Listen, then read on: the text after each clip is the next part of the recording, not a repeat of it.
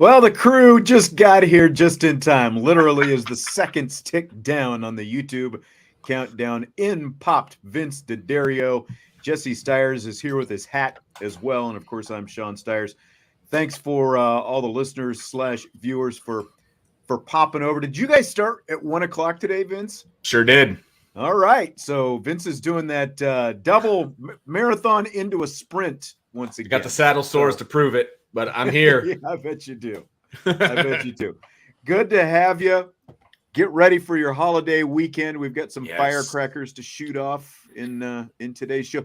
Do your kids do the firecrackers, Vince? Do you let your kids do the firecrackers? How's that work out there? To a degree. I know this is going to shock both of you. Fireworks is like setting fire to your money. Like there you go. That's not.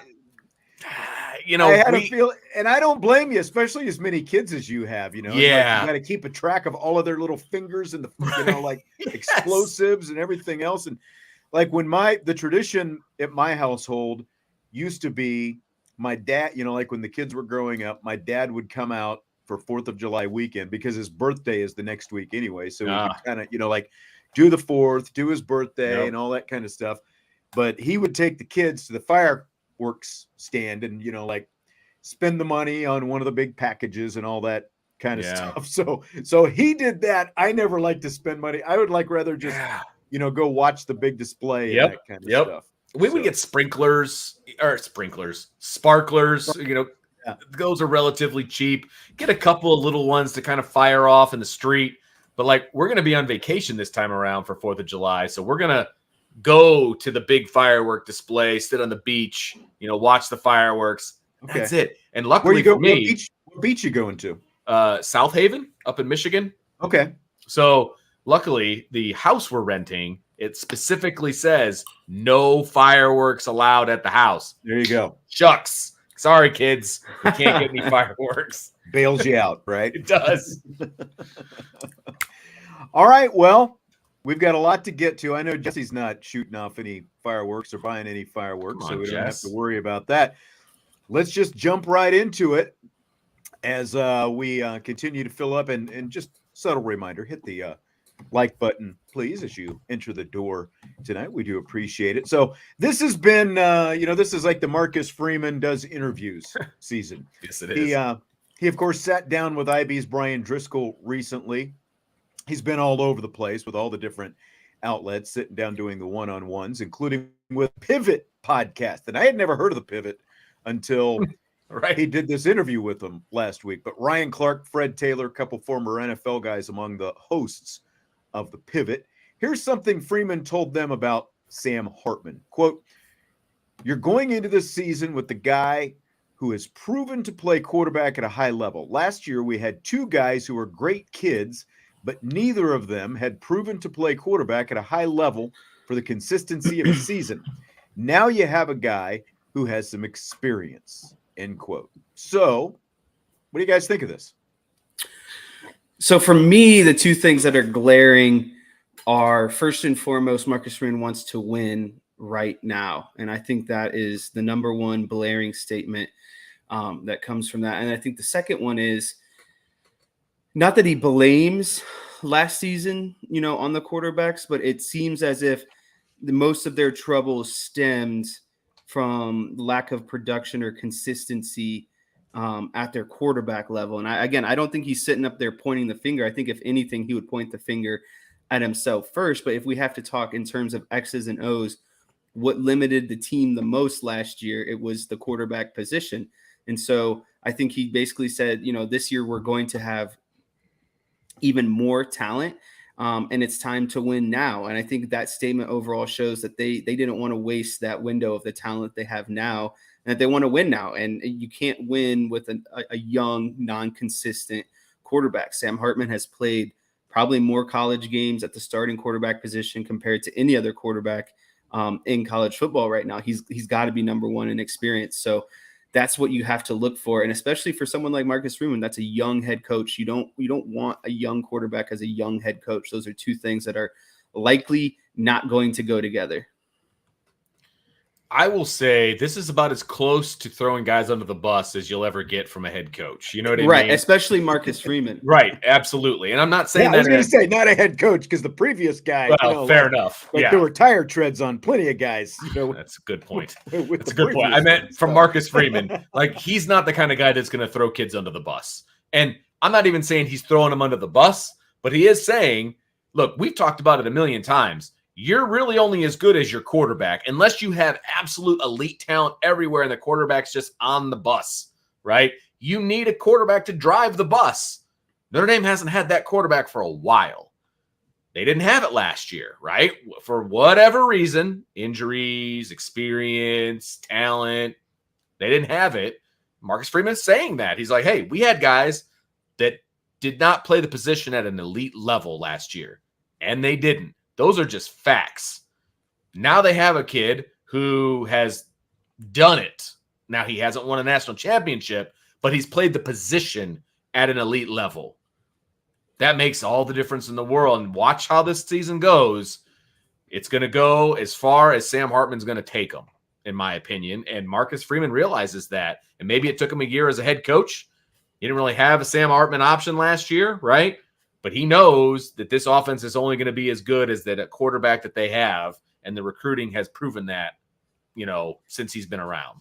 You come to Notre Dame to win championships, and he got to see both of these guys last year, and he made this decision because he didn't feel like either one of them was going to lead them to a championship this season, plain and simple. And I know a lot of people, like, if there's a knock on Sam Hartman, it's the turnovers that he had at Wake Forest. He had 12 interceptions last year, which is, would you like it to be lower? Sure. But that was in 448 attempts. In 111 fewer attempts, Buckner and Pine combined for 11. Almost as many, one fewer in 111 fewer attempts. So like those two combined through interceptions at a much higher rate. And they also, by the way, didn't come anywhere close to the amount of touchdowns that Sam Hartman threw at Wake Forest. He's the most experienced quarterback in the country. And again, you want to win a national championship. That's what you're here at Notre Dame for. And he basically said, as you guys both pointed out, in as close a way as possible, maybe, to throwing a couple of guys under the bus without throwing them under the bus, had to get better at quarterback if that's going to be true. And I found it really interesting yesterday with Mark Heim, the Alabama insider who was with me, he asked, kind of posed somewhat rhetorically, somewhat directed at me, like the fact that Tommy Rees goes to Alabama after already, by the time he went to Alabama in early February, Sam Hartman was on campus and enrolled at Notre Dame and attending classes and going through workouts. They had already brought in the quarterback who was going to replace Tyler Buckner, and then Tyler Buckner, follows Tommy Rees down to Alabama. So it's really that is kind of a more curious situation than really I think I had thought about. When you think about it that way, that the combination of Marcus Freeman and Tommy Rees had basically told Tyler Buckner that he wasn't going to be the guy here. So then Tommy Rees goes to Alabama and brings Buckner down there with him. So it's an interesting scenario for sure. I mean, and I don't know. I'm guessing here, right? Look, Sam Hartman came to Notre Dame because he felt like he was going to be the best quarterback in the room and he was going to end up being the starter. I don't know if that was directly told to him, but you don't go get a Sam Hartman if you don't expect him to, at the very least, compete and win the job or just win the job outright, right? So they brought him in because they didn't have faith that Tyler Buckner was going to, at the very least, make it through an entire season from an injury standpoint, right? So everybody knew Sam Hartman was coming in. I don't think Tyler Buckner thought that he had a soft landing spot anywhere until Tommy Rees left, and he's like, oh, I can go there. Still doesn't make a whole lot of sense that that's where he decided to go, considering now they have 5 quarterbacks all vying for the starting position down there, and he certainly is not guaranteed to start at Alabama. But that's his decision to make. I'm not surprised he left, but I am surprised at his destination. Joe wants to know if Hartman gets Notre Dame to 12-0, does he win the Heisman? I mean, at the very least, he's going to be on the Heisman. He's going to have a He's great going to be shot in at New York it City. He's going to be a finalist, I think, because he will. I don't think they go 12-0 without a remarkable season from Hartman. Exactly. And you beat the reigning Heisman Trophy winner head to head. You beat Ohio State head to head, and you beat Clemson at Clemson. Like, yes, he's got a real good shot at winning the Heisman Trophy if they're 12-0. Jesse's shaking his head. Yes. In the affirmative. He thinks he can wear that hat and then just, People, chew his gum. did I see somebody offered you $50 for that hat? 200. 200. Was it 200 yesterday. Yeah. Dude, take that money and run. No, I Seriously, can't. I don't know what you're waiting for. Is that made out of corduroy? Yeah. That price just went down. This is there's only 100 of these made, Vince. Because there's only so many pairs of pants you can turn into hats. Well, it's not my fault everyone likes it. All right, fill in the blank. If Notre Dame never plays blank again, you'll be just fine with it. I mean, I'm going to Vince, go say ahead. Michigan, and people are going to be upset, and I don't care. If they never play Michigan again, I'm fine with it. I will lose zero sleep.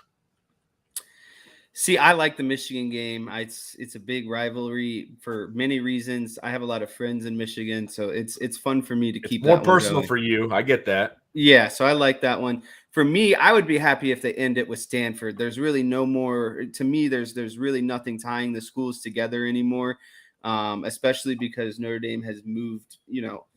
I mean, I don't even understand what started it, but now it's like Stanford has been on the decline for a while now, and I just don't think it does anything, especially, when you already have the USC, you're going back and forth between California at least, once a year. And I just feel like it's a big trip that's ultimately not needed. And Stanford just doesn't really provide anything to the schedule anymore, in my opinion. I think Stanford's going to be bad for a while. And to me, it kind of came down to like, who does Notre Dame play the most? And their top 10 of teams that they've played the most, it's number 1, Navy, 2, USC, 3 Purdue, 4 Michigan State, 5 Pittsburgh, 6 Army, 8 Michigan, 9 Georgia Tech, and 10 Stanford. Everyone will say, Army and Navy. I don't mind those games. I like that's. I feel like the easy answer. I think to me it came down to Pitt and Stanford, and I feel like Pitt has actually been a more stable, relevant team. I like that game because it actually is a good matchup, and just Stanford is again. It's just they're on the decline, and I mean, it's hard to say because Stanford beat them last year, right? So it's like they couldn't even beat a bad team last year. But I just don't think Stanford really gives the schedule anything exciting anymore. Yeah, I agree. I was wondering if it would be a unanimous sweep of Stanford. I'm surprised that Vince said Michigan just because of, I realize the animosity in that. I mean, it's a rival. Like it's still a rival. Like to me, to a degree. Yeah, I mean, I don't. Yeah, it's a rivalry to Michigan fans. It's a rivalry to Notre Dame fans as well. Like between the two, because Notre Dame was beating USC so often. Like the Michigan rivalry, like when I was growing up and even into early adulthood, I think that it went from like 1982 to 1996 before USC finally beat Notre Dame.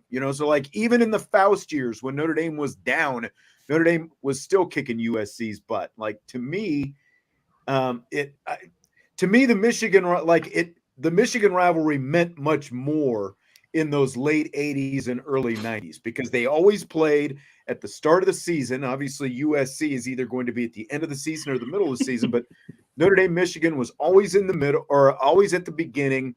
They were always both very good, top 10 teams going into it. And, there was just so much riding on it. Like your season depended on that. And so like, to me, especially, again, there's proximity and the whole thing. So I don't want to have Michigan every year, but I like every 5 or 6 years, something like that.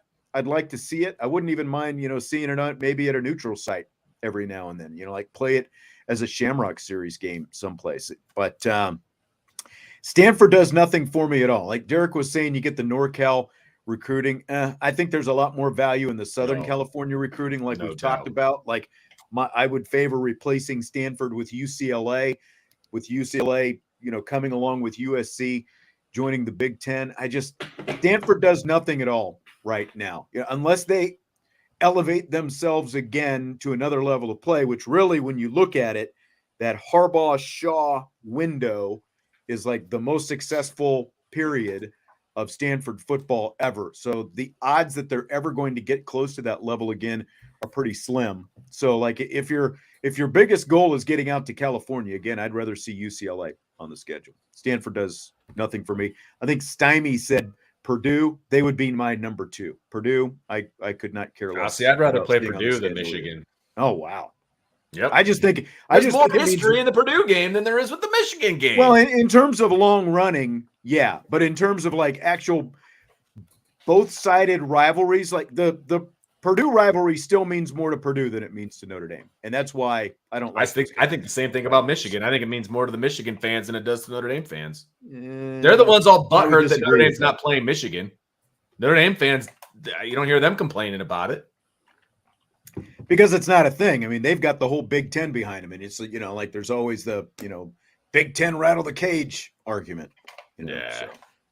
But I agree with you wholeheartedly on Stanford. If they went away, Vince is just constantly blinded by his Wolverine hatred. That's and it's a blinding hatred. There's no doubt about that. Blinding like the core of the sun. Jesse still stands mute. Okay. I said my point. I love the Michigan games. Oh, you're wearing maize right now. All right. This question came from Mark Avalone the other day in our mailbag, and I was saving this for today when we had all three of us here. I'm curious to get your input. I'm going to start with Vince on this one. Does it surprise you that Chase Claypool appears to be getting a poor work attitude reputation? Did this present itself while at Notre Dame? Does it surprise me? No. Did it present itself at Notre Dame? Yes. So I'm not at all surprised by that. There were a lot of behind the scenes stories that I've heard over the years that he was not the most aggressive worker out there, and he got by on talent quite Yep. a bit. He was a very raw talent coming out of Canada, and he should have been on the field sooner. Yep, exactly. And that was on him that he wasn't, because he didn't put the work in to get on the field and learn and do what he needed to do. And that's why he wasn't on the field as early as he should have been.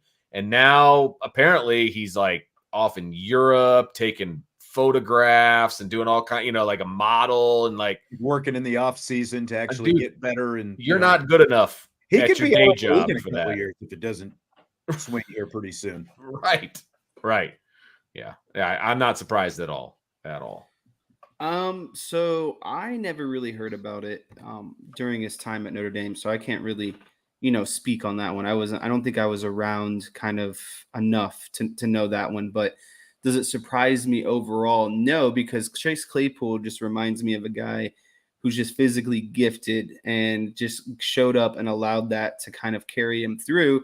And I think I don't care what your off the field interests are, but that comes secondary to after you finished your workouts for the day and etc. And it seems like Claypool these days has prioritized his social scene, his fashion scene, etc. over the football stuff. And instead of working really hard to he could be an elite wide receiver with his frame that he has in the NFL. But again, that seems like it's taken a back seat to more of his kind of social aspect and his fashion aspect and everything, which is fine. But don't expect to be a good football player for much longer in the NFL, and to me, it's such a waste of talent and just an overall, the blessed, half the battle of being a good athlete is being blessed with a frame of 6'4" and 225 pounds. And if you don't want to capitalize on it, I think that's the part that makes me the most mad, is because there are a lot of people out there who will work super hard to barely get an opportunity or don't even get the opportunity. And someone like Chase Claypool just shows up and lets his kind of physique go to waste, essentially. Yeah, as Mr. 2.0 says, dude is 6'4", 238 and doesn't work as hard as he could. Yikes. And that's the thing. You can get by with a lot of things when you're 6'4", 238 playing wide receiver. Like I was built like a freaking linebacker, or a little bit of an undersized defensive end, and he was playing receiver. You can get by with some things. Absolutely. And like you look at his rookie year in Pittsburgh when he put up all the numbers, 62 catches, over 870 yards and 9 touchdowns. He was the number 3 guy behind Juju Smith-Schuster and Deontay Johnson. And then Smith-Schuster gets hurt the next year, and all of a sudden he's actually being counted on a little bit more, when like coverage is going to go his way a little bit more. Again, as the number 3 guy, you can thrive when you've got Ben Roethlisberger out there to throw you the football, and that's what he got. He was open a lot as a rookie, and now you've got to work a little bit more. And, like you take that back to the Notre Dame years when I think it was his first 2 years, 34 catches total, 116 in the last 2. And again, it's like he had Miles Boykin, Equinemius St. Brown, to try to battle with. And, those are legit guys, obviously, but where was the work ethic? And like, he was on a lot of special teams and stuff like that, but I would still, see him make some mistakes even on special teams, and so it's just like it's the mental focus and the want to just, it seems to have followed him to the NFL. So I am not completely shocked, unfortunately. Well, he had every opportunity to be the number 1 guy at Pittsburgh.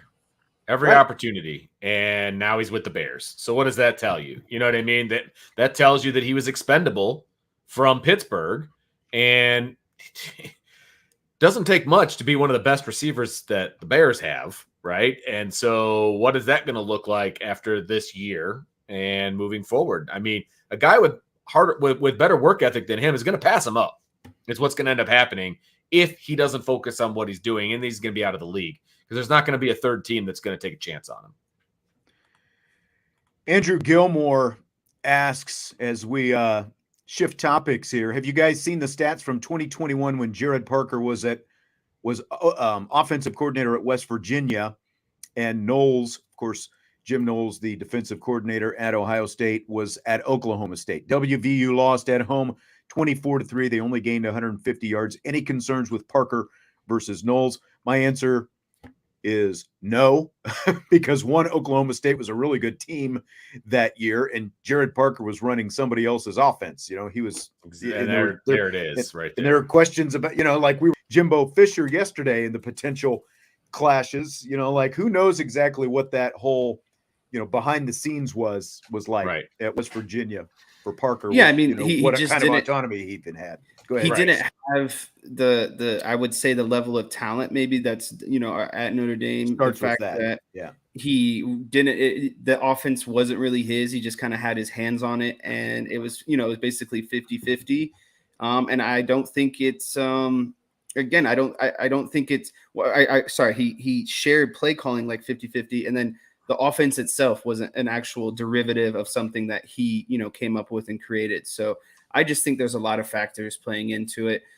They're both at, way different positions now, way different talent around them. And I think it's actually going to be a really good matchup, I think, between the two. Well, and then here's the other thing. Knowles was in what year as the Oklahoma State defensive coordinator at that time? Multiple years. I don't know the exact number. I was going to look it up. Didn't have a chance. Jesse didn't talk long enough.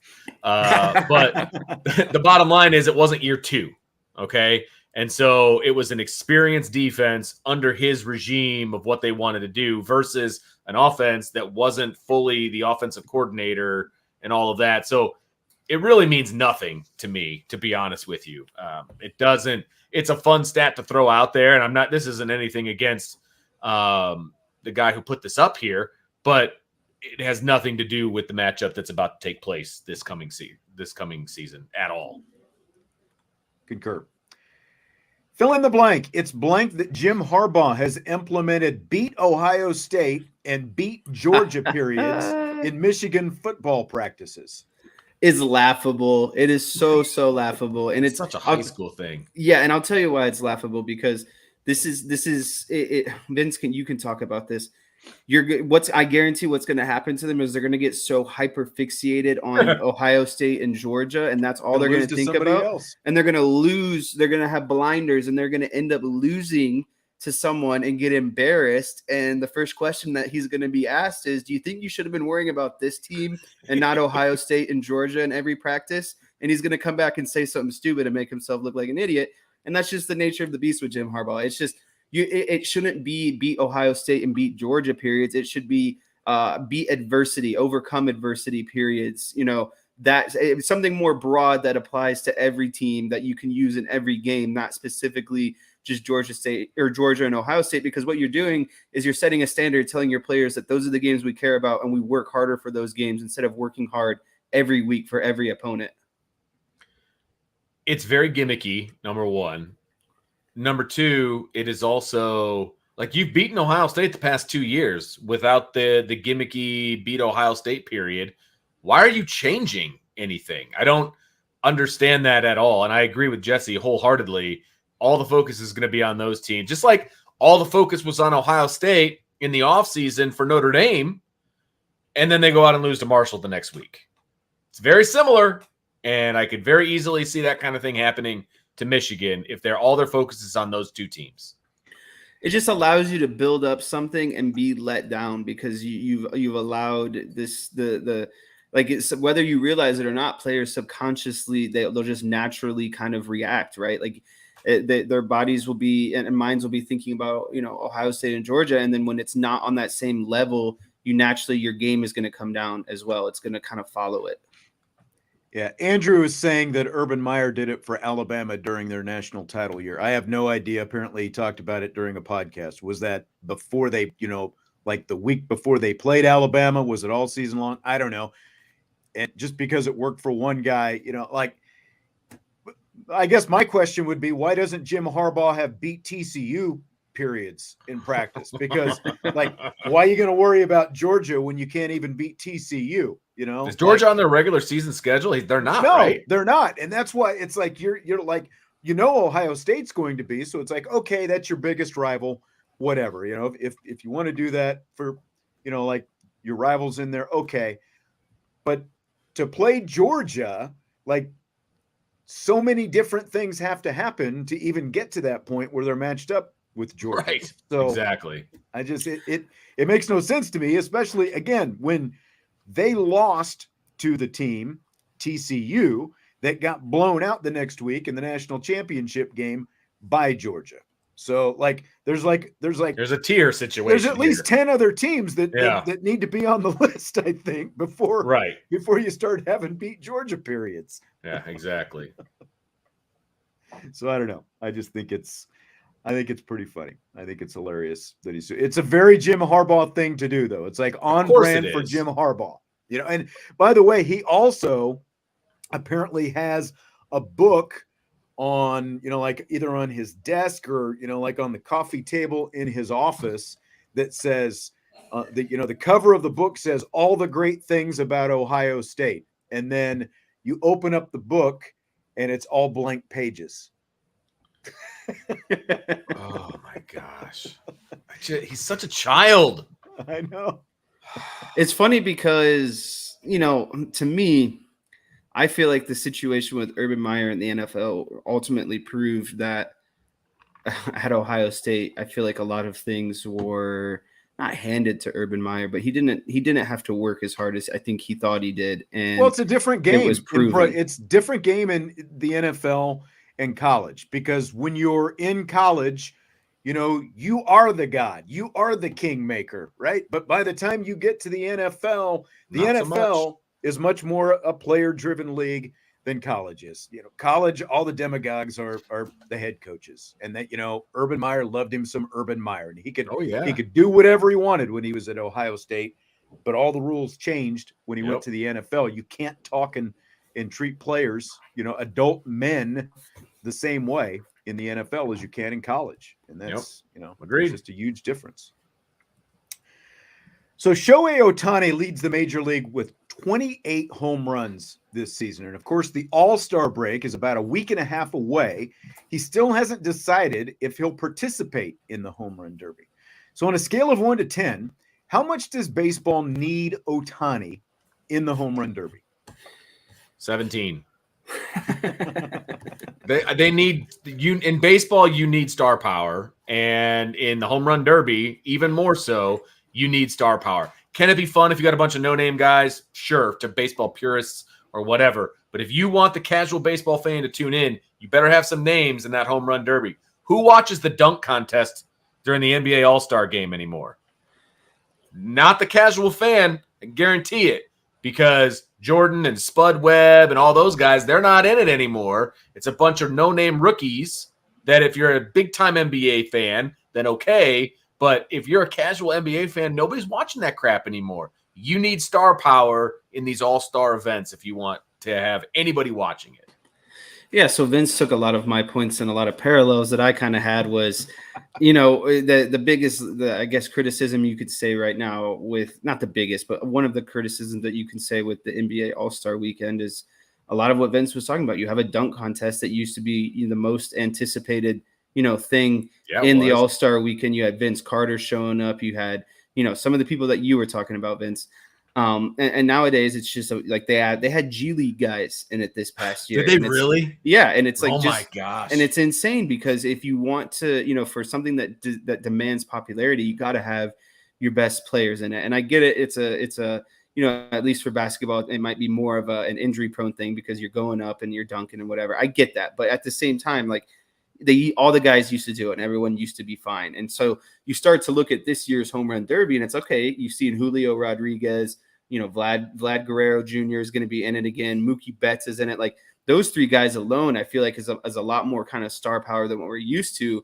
But when we're talking about Shohei Ohtani, the guy who's, in my opinion, I don't understand how he's not the MVP every year when you're hitting like he is and your ERA sits where Ohtani sits. Like no one produces on both sides like Ohtani does. And to me, he's the current face of baseball. And so if you can't get, the current face of baseball into the home run derby at least one time before it's all said and done, I just think it's inexcusable. So for me this year, I think it's a 10 out of 10 because you got to get Ohtani while you still can. And I think the longer you wait, the harder it's ultimately going to get, to get someone like Shohei Ohtani to do the home run derby.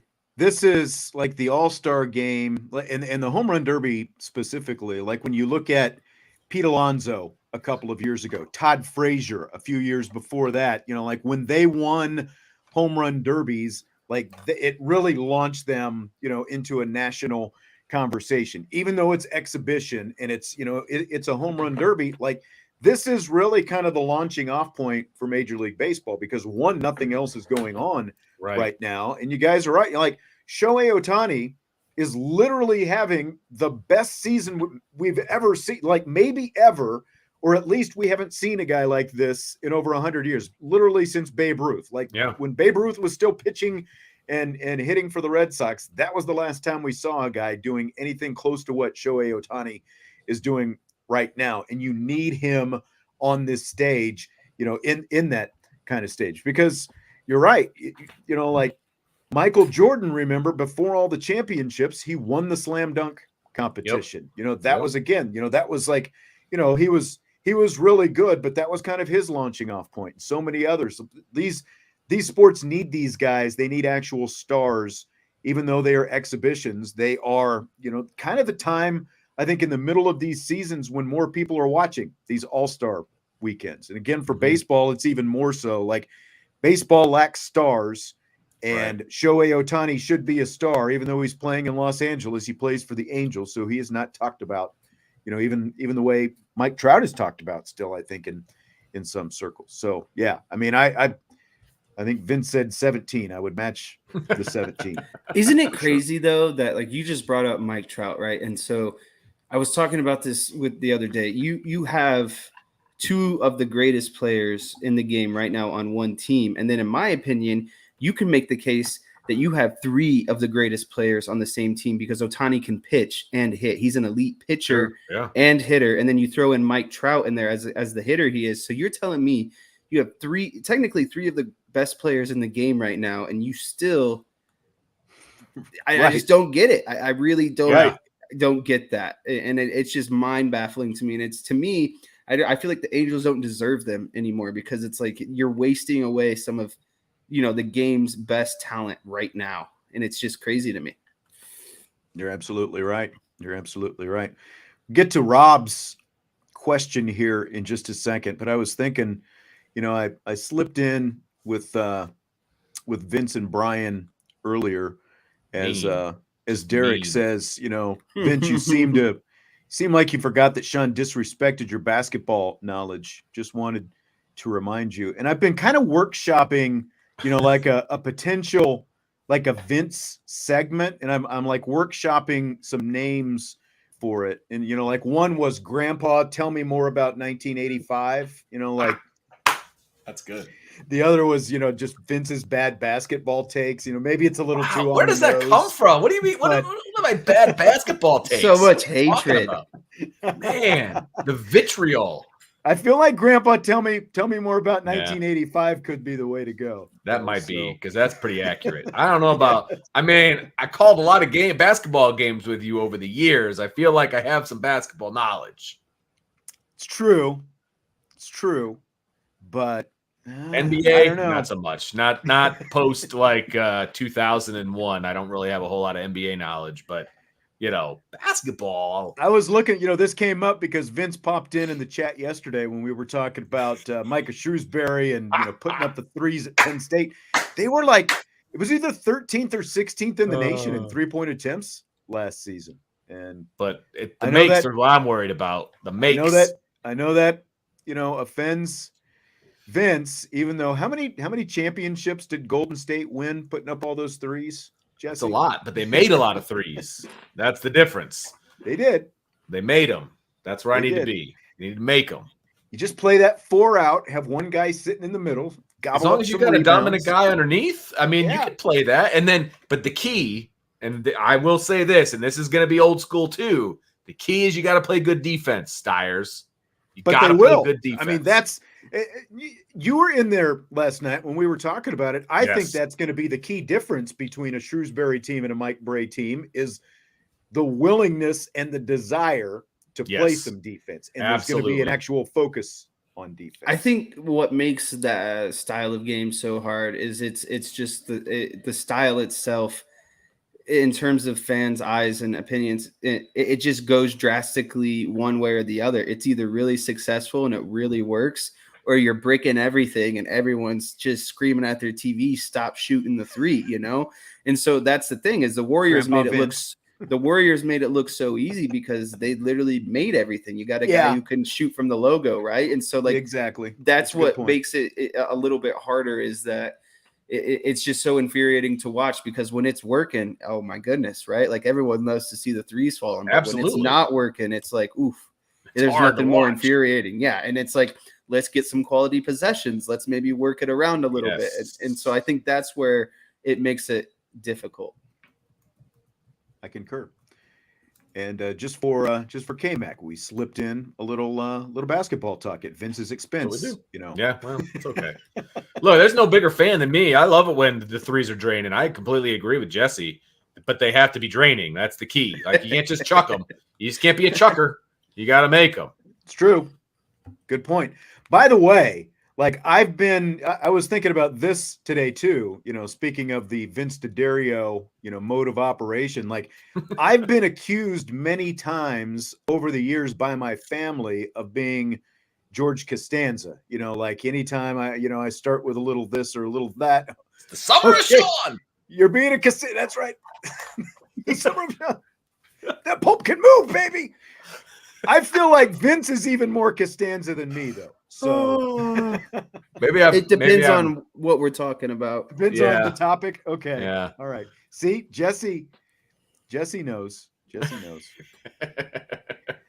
All right. So Rob says, I hope I can explain this right. Will Marcus Freeman create a release the dogs attitude on teams this year, especially late in games, to get the younger players experience, aim to dominate from start to finish? I think that's an easy one to understand. That's just, is he going to put the foot down on people's throats at the end of games? And I sure hope he does, because that creates a winning culture and a culture of hungriness. You want your Lions to hunt. You want your Lions to be hungry. And I think that's the kind of culture that he's got to build is, if we want these younger guys to get better and down the road, we got to handle our business, put our foot on the throats, and then let our young guys go out there and eat a little bit too. So I really hope, I can't say whether or not it's going to happen, but I feel like that it would be different from the previous regime where it's okay, let's just cruise through the fourth quarter and not really make any mistakes. I think Marcus Freeman's going to be, we want to pound you and we want to be physical the entire game. And so I definitely think there's going to be a concerted effort to be different, but it's it's one thing to it just needs to happen, right? And so I can't really say until we get to see whether or not it happens. But I think he's going to go in with that mindset, definitely.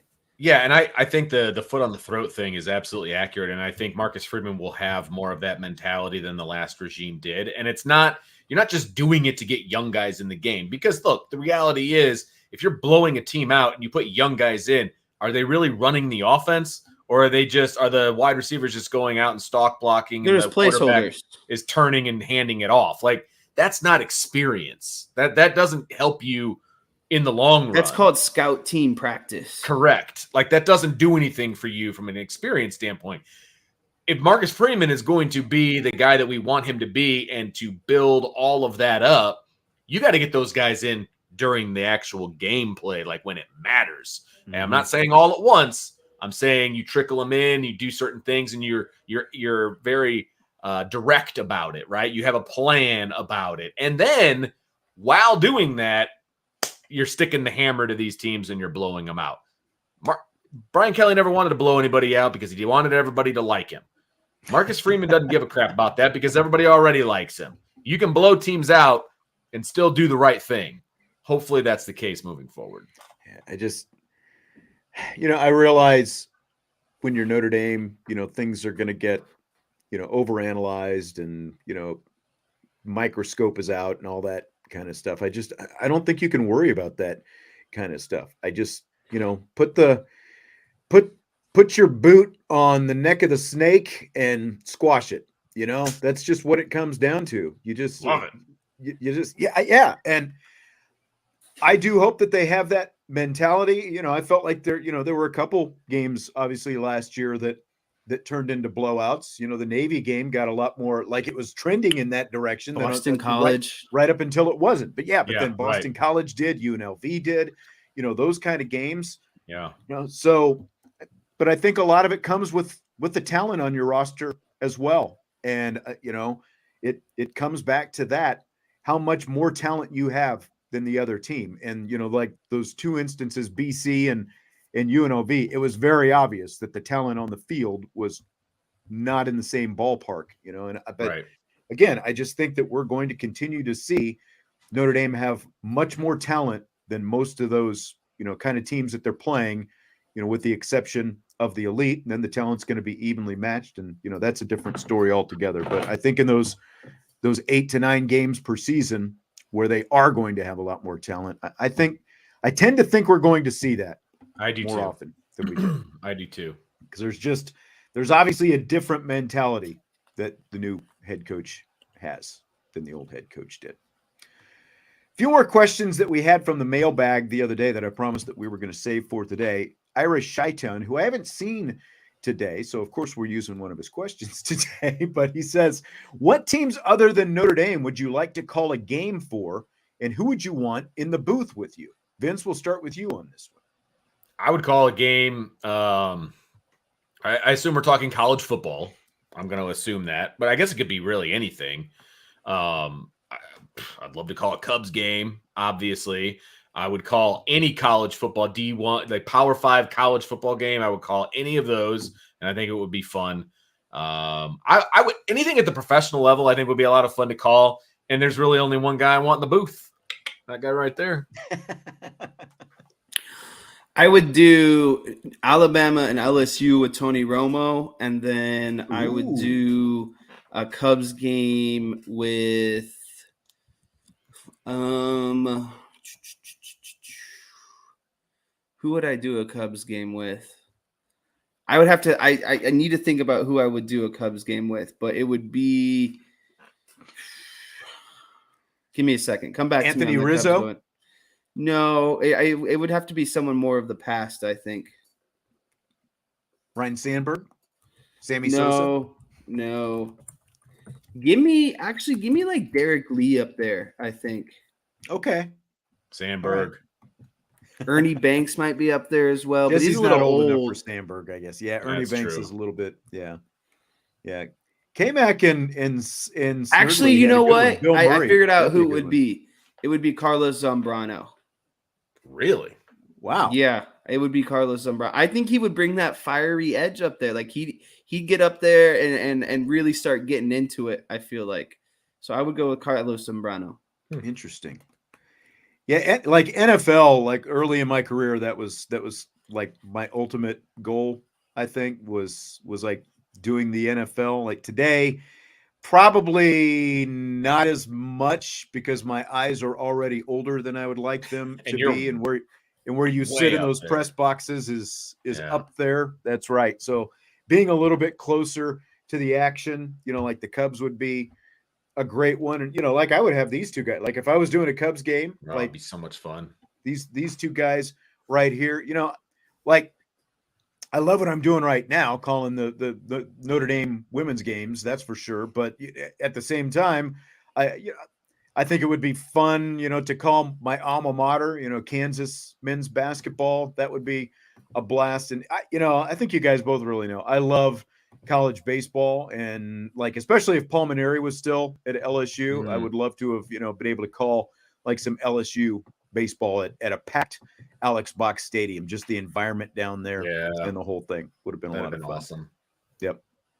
All right. Speaking of broadcasting and announcers, Andre asked, who is your favorite TV sports announcer? And I'll piggyback with that. So you go favorite announcer and favorite duo. Boom, boom, boom, boom, boom. My favorite announcer. See, this is a tough question because you start looking at, I think for football, I actually really enjoy Troy Aikman. That's probably not a very popular answer. I like Reggie Jackson a lot. Reggie Miller. I don't know why I said Jackson. Reggie Miller. Reggie Jackson. I like. You brought up Gus Johnson and Joel Klatt here. I think Gus Johnson's a little over the top sometimes, a little bit. I think he kind of embellishes it a little bit, but that's part of the job, right? I think he does a really good job.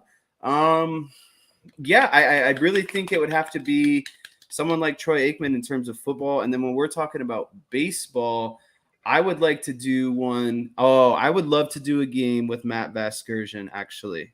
Is who I would pick for baseball. Okay. He's a good one.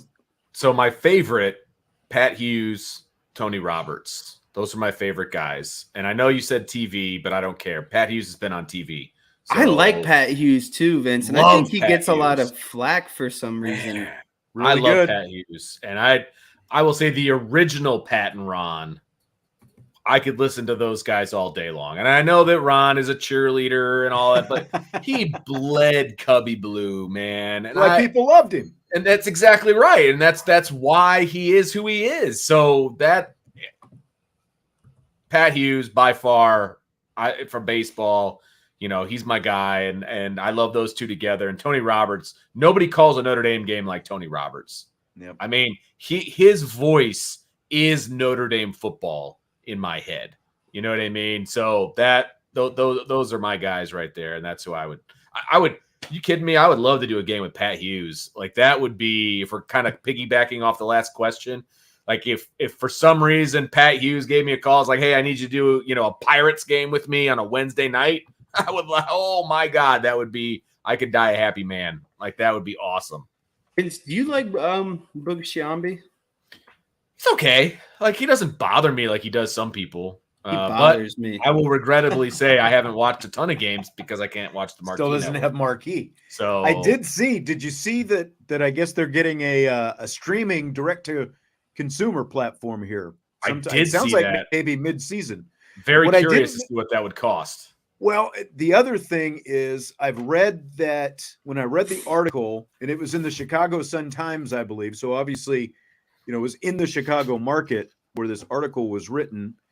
But I heard that it was like for the home market. So I don't know if that is like just the home market proper or, in the bigger footprint. We get stuff like blacked out though. So exactly. I feel like we should be the home market. But as screwed up as Major League Baseball's blackout rules are, you just never know. I got excited earlier on in the season. when the game was going to be on ESPN, but it was also simulcast on Marquee, so it was blocked out. So I couldn't still watch got it blacked out. Yeah, exactly.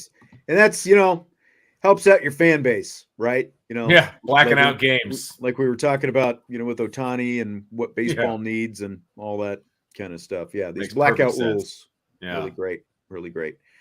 My favorite play-by-play, and you're right, you guys did cheat, Pat Hughes and Ron Santo, even though technically Pat Hughes is doing more TV the last couple of years, made his name in radio. I mean, Kevin Harlan, play-by-play guy. I would say for basketball, even though I'm obviously not into the NBA as much as college, like I would go Harlan and Reggie Miller as the duo there. For football, I would go Joe Buck, Troy Aikman as my booth. I don't. That's mine. Mine's the same as for. I like Joe Buck in football, but not necessarily as much in baseball. Yeah, and I don't hate him nearly as much as most people do. Like I think Joe Buck. I'm sorry. I think the Buck Aikman combo is really the best in the business. It's solid every week. Yeah, exactly. I agree. Got a Hall of Fame quarterback, and like one of the best announcers to ever do it.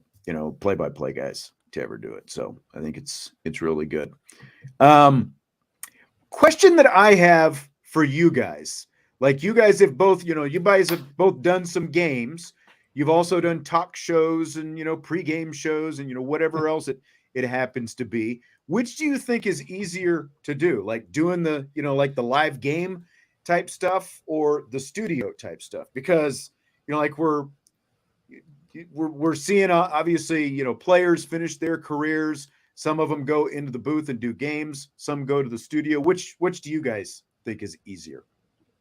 This is so much easier. From what I contribute, what I do, this is easier. Now, you are planning the topics and the questions and all of that stuff. Like answering the questions and having good repartee and all of that. Like that comes very naturally. That's very easy. Yes, there's some prep work involved, but not a lot.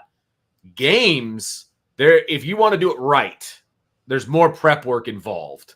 You've got to know who these players are. You've got to know the coaches. Especially if you're doing like a network TV game as opposed to local radio and stuff like that. So much more homework that goes into calling a game. And I'm speaking from the color side of things.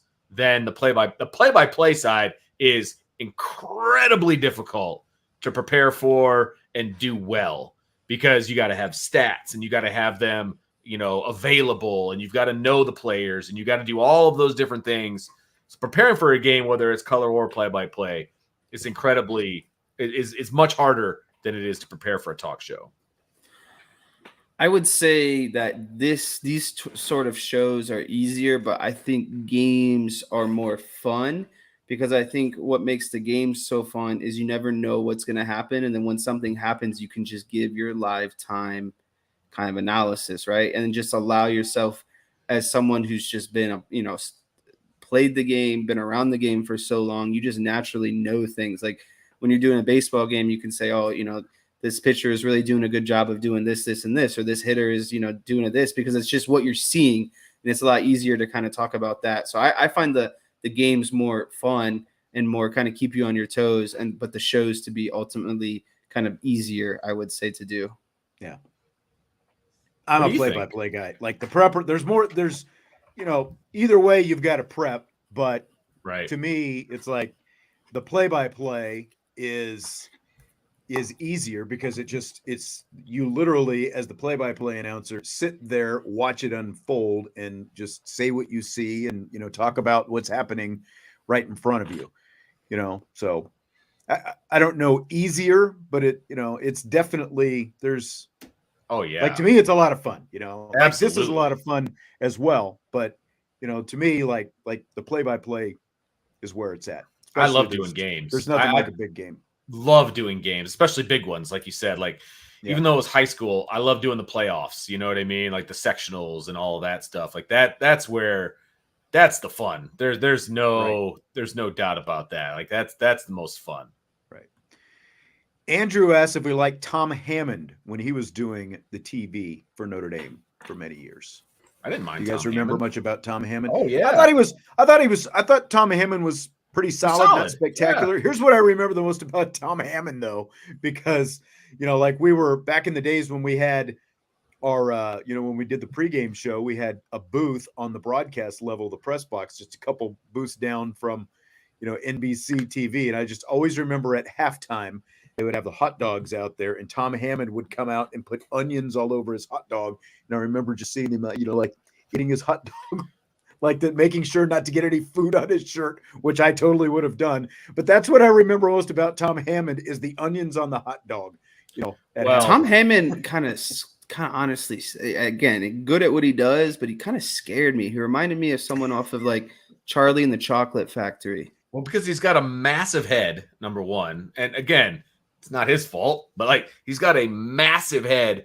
And whenever I saw him was obviously on game day, same situation as Sean. He cakes the makeup on too. That's what I mean. That's why he reminded me of like all those guys when you see them in person like that, because like Jeff Jeffers would be like that as well. Like you see, like Jeff would come from Channel 16 over to do, like interview players post practice and stuff like that. And he would have the pancake stuff caked over his face still. Man. So. Woo. And the coffee stains on his shirt. I do miss Jeff Jeffers. That is for sure. All right. ND cheat sheet. A question from him. Worst case scenario, Alabama, LSU, USC, and Michigan make the playoffs this year. Who are you regretfully rooting for? Is Tyler Buckner the quarterback? Because if he is, I'm rooting for Alabama. Okay. Yeah, I think I have to go with Alabama on this list. I would as well. Like a couple years ago, it probably would have been LSU, but that has obviously changed, and I'm not pulling for either of the other teams. So no, I wouldn't pull for. Here's an interesting one, and I don't know. Jesse and I were talking just before the show started. A ton of layoffs, unfortunately, at ESPN today, including a couple of former Notre Dame basketball players, LaFonso Ellis and Jordan Cornette. Unfortunately, were both laid off, as was Todd McShay and some of the other notables. Susie Colbert, Steve Young, Jalen Rose, Keyshawn Johnson, Jeff Van Gundy, and Max Kellerman all laid off by ESPN. Today, which totally like just massive. And there were many more than them, but those are some of the bigger names. The bigger names. But like Mr. 2.0 says, I'd take Todd McShay in the Notre Dame booth for color commentary since he's now available. And I'll be really curious to see where someone like him goes, because he's obviously a draft guy. I think that he could really, like, if he were to go to a place like NBC, I think he could be a guy who might not, necessarily be deep in the draft coverage like he was at ESPN, but I think that he could do a lot of stuff for a place like NBC level. Between the NFL and, the college NFL, stuff on the Big Saturdays. 10, Notre Dame, all of it. I think I actually would have no problem with Todd McShay coming over to Notre Dame, but you got to pair him up with a good play-by-play guy, and that's not the guy that's in there right now. Apparently, David Pollock from he was from terrible, Game Day so that's fine. Got it as well. He was horrible. Come on, Vince. This is the one day you're supposed to go, well, that sucks. I mean, it sucks him and Desmond are just homers but the he's entire just time. Terrible at his job. So But unfortunately, when you look at this list, I don't think job performance necessarily. Because Susie Colbert, she's a friggin' pro's pro. Like how? Well, and I mean McShay, and like you can't even much justify. Money. Younger talent's cheaper now. And I thought LaFonso Ellis, he was really excellent. Good with the basketball coverage. He was excellent, and if it's possible, he's even a better person than he is. Right, one of the nicest people you'll ever meet. Oh my gosh, one of the nicest guys ever. Yep. So obviously, hopefully things work out. Absolutely. All of them, but that's a long list, and this is something I don't know how closely you guys have followed it, but this has kind of been like impending for a long time. It was just a matter of when who the names were going to be. And last week we talked about the fact that they got rid of the the ESPN radio morning show, with Keyshawn, Max Kellerman, which is also bad, by the way. But and they got rid of it. But Max Kellerman and Keyshawn Johnson were two of the three, and they were both let go today. So. Yeah, I mean, look, I would never condone firing them, but the show is not good. I mean, they needed to find something else for those guys to do. But again, following Mike and Mike is not an easy scenario for anybody. What are you doing down there? But we talked about this on last week's show. ESPN has probably about a decade's track record now of basically saying they don't care about the radio side. And that's true. It just is really shown with the way they have treated it, between pushing for Mike, Mike Greenberg obviously decided he wanted to do something different. They did that. They've made him, like one of the faces of ESPN. And in the meantime, Golick, who was one of their better on-air personalities / analysts, is no longer there. And look what they let it become for these last, 5 or so years since that happened and where it is now. It's just, that was horrible. Must listen radio on my way into school every day was Mike and Mike. Yeah. And I know that's going to be the same scenario for a lot of people out there, but it just was. And now there's nothing to listen to in the morning that's solid. I will say that ESPN's loss could be NBC, CBS, Fox. It could be their gain because there's a lot of good talent that got let go today who could definitely pick up the pieces here. Like Fox, if McShay is going to continue to focus on draft stuff, Fox would seem like the logical place for him because they have the FS1 shows and all that kind of stuff. But, again, like if you wanted to branch out and do some different things, the fact that NBC is going to have college football on Saturday as well as the NFL on Sunday, that could be, like what's his name? Matthew, the fantasy football guy. I can't think of his last name now off the top of my head. I know who you're talking about. He left ESPN a few months back, and he's with NBC now. Oh, okay. Be doing more stuff with them. Interesting. So, yeah. All right. Well, that's going to do it for this week. Appreciate you as always. We will have a show on Monday, and I completely forgot to tease this up front. I'm going to have a special co-host with me on Monday. Sean Davis is going to be. So it's going to be Sean and Sean on Monday. We're going to have some fun with that. This will be the first time that Sean Davis and I have done a show together. So we'll have that coming up Monday. Of course, Tuesday is the 4th of July. And Vince, you'll be gone all next week. So safe travels. Hope you and the family have fun on 4th of July moratorium weekend. Yeah, that's right. When you have a high school athlete, you're kind of hamstrung as to when you can go on a family vacation. So we're going during moratorium, which is the week off, and should be fun. Renting a house on the beach, and just going to kind of relax, baby. Awesome. And hopefully not spend too much money. Jesse, stay safe in Cincinnati.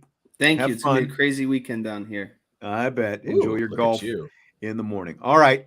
Have a great weekend. Again, we'll talk to you Monday. Smash the like button on your way out. And, of course, subscribe, rate, and review. Talk to you later. IB Nation Sports Talk.